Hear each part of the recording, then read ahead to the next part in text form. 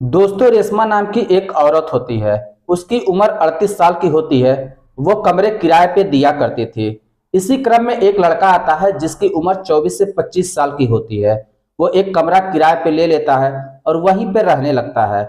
जब 2 दिन बीत जाते हैं तो रेशमा सोचती है कि चलो उससे कुछ एडवांस ले लिया जाए। लेकिन उसके कमरे के पास जब पहुंचती है तो उसके कमरे से कुछ अजीब अजीब सी आवाजें आ रही थी।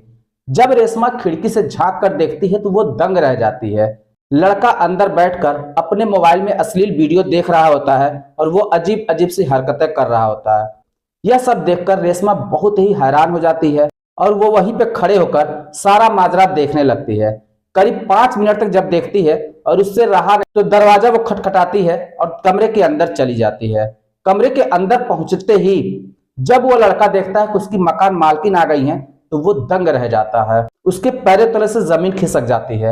लेकिन रेशमा कहती है कि क्या हुआ, जो तुम वीडियो देख रहे थे वो तुम वीडियो मेरे साथ भी बैठकर देख सकते हो। अब वो लड़का समझ जाता है और अपने पास में ही मालकिन को बिठाकर उस वीडियो को देखने लगता है। कुछ समय जब बीतता है तो रेशमा उस लड़के के साथ अश्लील हरकतें करना शुरू कर देती है, जिस पर वो लड़का समझ जाता है कि अब मेरी मालकिन को क्या चाहिए। वो अपनी मालकिन के साथ संबंध बनाने लगता है। करीब आधे घंटे तक संबंध बनाता है और इतनी जोरदार तरीके से संबंध बनाता है कि अपनी मकान मालकिन की हालत खराब कर देता है। इस तरीके से दोस्तों 3 महीने गुजर जाते हैं। जब भी मौका मिलता ये दोनों लोग संबंध बना लिया करते थे। लेकिन 3 महीने के बाद रेशमा उस लड़के के साथ कुछ ऐसी घटना कर देती है कि जिसकी कोई कल्पना भी नहीं कर सकता। जी हाँ दोस्तों, जब आप लोग सुनेंगे तो आप भी बहुत हैरान हो जाएंगे। तो आइए जानते हैं इस पूरी घटना को इस वीडियो में। लेकिन वीडियो में आगे बढ़ने से पहले बस वही छोटी सी रिक्वेस्ट कि वीडियो को लाइक नहीं किए तो वीडियो को लाइक कर दीजिए, चैनल को सब्सक्राइब नहीं किए तो सब्सक्राइब कर दीजिए, जिससे मेरा हौसला बढ़ता रहे। और हाँ दोस्तों, कमेंट में अपना नाम और अपने शहर का नाम लेना बिल्कुल भी मत भूलिएगा, ताकि हम अगली वीडियो में आपका नाम और आपके शहर का नाम ले सकें। दोस्तों, ये घटना है दिल्ली शहर की। वहां पे एक औरत होती है जिसका नाम रेशमा होता है। उसकी उम्र 38 साल की होती है। वो देखने में बेहद ही खूबसूरत होती है। उसके पति का देहांत बहुत पहले ही हो चुका था। उसकी एक लड़की होती है जिसका नाम प्रिया होता है।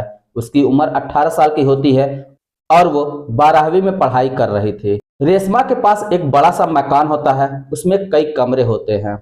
2 कमरे उसने अपने यूज के लिए रखे हुए थे, बाकी कमरे वो किराए पे दिया करते थे। वो अपने पड़ोस के लोगों से बोल दिया था कि अगर किसी को कमरे की जरूरत हो तो मुझे आके संपर्क करे। रेशमा रोजाना सब्जी बेचा करती थी और उससे जो भी पैसे मिलते थे उसी से उन लोगों का खर्च चलता था। इसी क्रम में दोस्तों एक लड़का बिहार से आता है जिसका नाम राजू होता है। वो कमरे की तलाश में आता है और तलाश करते करते वो रेशमा के घर पर पहुंच जाता है। रेशमा के वहां एक कमरा किराए पे ले लेता है और कहता है कि मेरा यहीं पास पर फैक्ट्री है, मैं वहीं पे काम करता हूँ, यहाँ से मुझे नजदीकी पड़ेगी, यहीं पे मैं रहकर आया जाया करूंगा। रेशमा को वो कुछ पैसे एडवांस में दे देता है। रेशमा उसको एक कमरा दे देती है। ऊपर का फ्लोर खाली था तो वो उसी में रहने लगता है। इस तरीके से दोस्तों समय गुजरने लगता है। एक दिन रेशमा को पैसे की सख्त जरूरत पड़ती है। वो कई लोगों के पास फोन करती है लेकिन उसे पैसे की व्यवस्था नहीं हो पाती। तब वो सोचती है कि क्यों ना मैं अपने किराएदार से ही जाकर एडवांस में ले लूं और उसका पैसा किराए में कटता रहेगा। वो सीढ़ियों से चढ़कर ऊपर पहुंचती है। जब कमरे के करीब में पहुंचती है तो वो क्या देखती है कि उसके कमरे से अजीब अजीब सी आवाजें आ रही हैं। अब रेशमा सोचने लगती है कि इसके कमरे से इस तरह की आवाजें कैसी आ रही हैं। वो खिड़की से झांक कर जब देखती है तो कमरे के अंदर राजू मोबाइल में अश्लील वीडियो देख रहा होता है और अजीब अजीब हरकतें कर रहा होता है। यह सब देखकर रेशमा बहुत ही हैरान हो जाती है, लेकिन वो कुछ भी नहीं बोलती। दरवाजे पे खड़े होकर वो उसकी हरकतों को देखा करती है। करीब 5 मिनट तक जब देखती है उसके बाद अब रेशमा से रहा नहीं जाता। तब वो दरवाजा खटखटाती है। राजू दरवाजा खोलता है। रेशमा कमरे में प्रवेश करती है। जब राजू अपनी मकान मालकिन को देखता है तो वो हैरान रह जाता है। मारे शर्म से उसकी नजरें झुक जाती हैं। उसके पैरों तले से जमीन खिसक जाती है। लेकिन रेशमा कहती है, क्या हुआ, तुम मुझे ऐसे क्यों देख रहे हो? तुम जो वीडियो देख रहे थे वो तुम मेरे सामने भी देख सकते हो। उसे देखने में मुझे भी बहुत मजा आता है। यह सुनकर राजू उस वीडियो को चला देता है और दोनों लोग बैठकर वीडियो को देखा करते हैं। जब कुछ समय बीत जाता है तब रेशमा अपने आप पर काबू नहीं पा पाती और वो राजू के साथ अश्लील हरकतें करना शुरू कर देती है। जब राजू देखता है कि मकान मालकिन मेरे ही साथ अश्लील हरकतें करना शुरू कर दी हैं, तब वो भी अपने आप पर काबू नहीं पा पाता और वो भी मकान मालकिन के साथ अश्लील हरकतें करना शुरू कर देता है।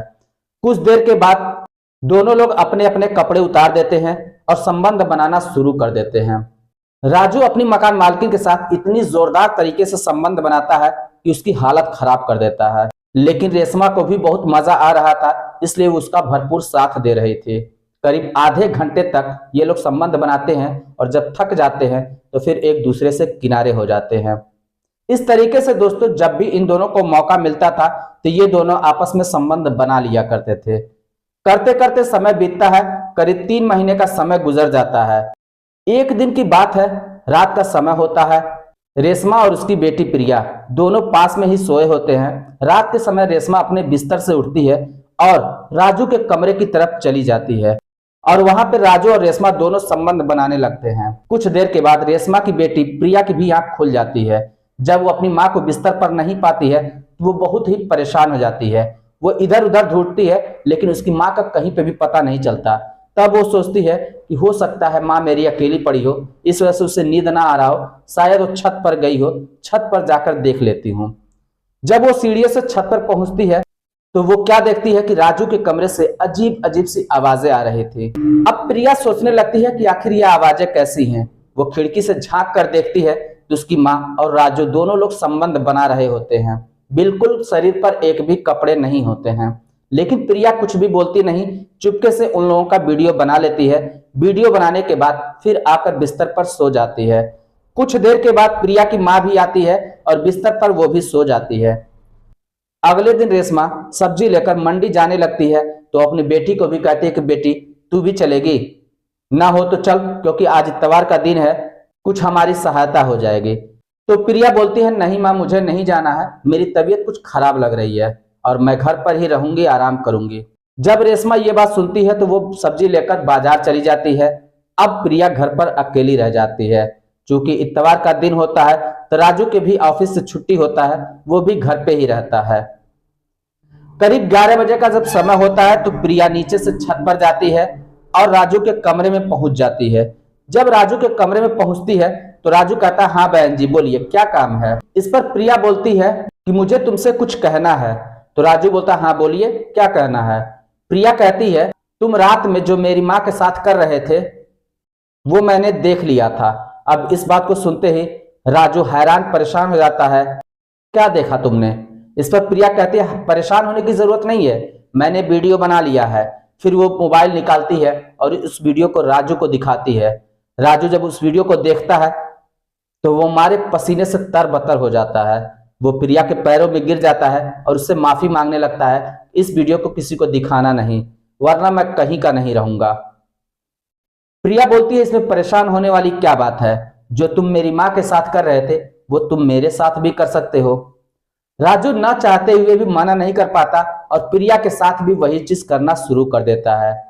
प्रिया को भी बहुत आनंद आ रहा था क्योंकि राजू बहुत जोरदार तरीके से कर रहा था जिसमें प्रिया की हालत खराब हो जाती है, लेकिन उसे भी आनंद आ रहा था, वो भी राजू का भरपूर साथ दे रही होती है।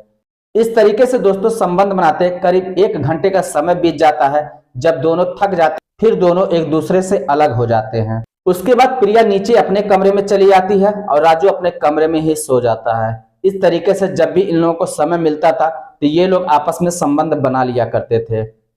अब करते करते दोस्तों 2-3 महीने का समय और बीत जाता है। एक दिन रात की बात है, रात में प्रिया अपनी माँ के पास सोई हुई थी और चुपके से वो उठती है, राजू के कमरे की तरफ चली जाती है और फिर राजू और प्रिया दोनों संबंध बनाने लगते हैं। कुछ देर के बाद उसकी माँ की भी आंख खुल जाती है। माँ जब अपनी बेटी को अपने बिस्तर पर नहीं पाती तो वो भी बहुत हैरान परेशान हो जाती है। वो इधर उधर ढूंढना शुरू कर देती है। जब प्रिया का पता नहीं चलता तो वो छत की तरफ जाती है। जब राजू के कमरे के किनारे पहुंचती है तो उसे अजीब अजीब सी आवाजें सुनाई देती हैं। अब राजू के कमरे में जब झांक कर देखती है तो वो दंग रह जाती है। वो क्या देखती है, उसकी बेटी और राजू दोनों लोग संबंध बना रहे हैं। वो गुस्से से आंख बबूला हो जाती है और दरवाजा खटखटाने लगती है। दरवाजा राजू खोलता है। रेशमा कमरे के अंदर पहुंचती है।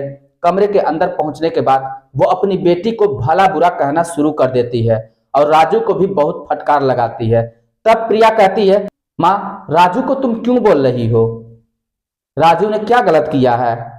जब तुमने किया था तब हमने तो कुछ नहीं कहा, अब मैं कर रही तो तुम्हें बुरा क्यों लग रहा है?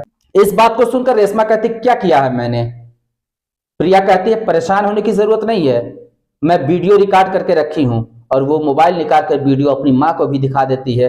उसके बाद माँ कुछ भी नहीं बोल पाती, वो चुप हो जाती है और कहती है, इस बात को क्या आगे बढ़ाना, अब ये राजू हमारे और तुम्हारे दोनों के साथ संबंध बनाएगा और अगर इसने ऐसा नहीं किया तो फिर हम इस वीडियो को वायरल कर देंगे, इसे कहीं का भी नहीं छोड़ेंगे। राजू मजबूर हो जाता है और दोनों के साथ संबंध बनाने लगता है। करते करते दोस्तों 3 महीने का समय बीत जाता है। अब राजू बहुत ज्यादा सूख गया था, उसकी तबीयत खराब होने लगी थी। तब रेशमा उसको डॉक्टर के पास ले जाकर दवा इलाज के लिए भर्ती करती है। तो वहां डॉक्टर इससे पूछता है, ऐसा तूने क्या किया जो इतना ज्यादा सूख गया? पहले तो राजू कुछ भी नहीं बताता, लेकिन जब डॉक्टर बहुत दबाव डालता है तब राजू सारी सच्चाई उगल देता है और कहता है कि माँ बेटी दोनों मिलकर मेरे साथ संबंध बनाया करती हैं। जब मैं इनसे दूर जाने की बात कहता हूँ तो इन्होंने एक मेरी वीडियो बना ली है और उसी को वायरल करने की धमकी देते हैं। इस वजह से मैं कहीं जा नहीं पाता, मैं मजबूर हूँ। इस बात को सुनकर डॉक्टर बहुत हैरान हो जाते हैं और वो तुरंत पुलिस को फोन करते हैं। पुलिस आती है, रेशमा और उसकी बेटी प्रिया दोनों को गिरफ्तार करके थाने में लेकर जाती है। लेकिन राजू कहता है कि साहब, मेरी जिंदगी तो बर्बाद हो ही चुकी है, अब इन लोगों की जिंदगी क्या बर्बाद करना, इनको छोड़ दीजिए, मैं वैसे भी अपने घर चला जाऊंगा। लेकिन रेशमा कहती, ऐसे कैसे मैं तुमको छोड़ दूंगी? तुम्हें शायद पता नहीं है कि मेरी बेटी के पेट में तुम्हारा 3 महीने का बच्चा है।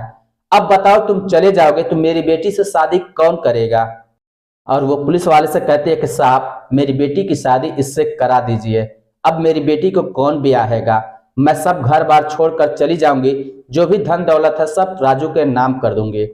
इस बात को पुलिस भी समझ जाती है और उन दोनों की शादी हो जाती है। वो लोग दोनों हंसी खुशी जिंदगी व्यतीत करने लगते हैं। दोस्तों, ये रही कहानी। इस कहानी को सुनाने का मतलब किसी के भावनाओं के साथ ठेस पहुंचाना नहीं है, बस आप लोगों को जागरूक करना है ताकि आप लोग इस कहानी को सुनकर जान सकें कि समाज में ऐसी घटनाएं भी हो जाती हैं और हमें कौन सा रास्ता चुनना चाहिए, कौन सा नहीं। बस दोस्तों, आज की वीडियो में इतना ही था। मिलते हैं नेक्स्ट वीडियो में, तब तक के लिए जय हिंद।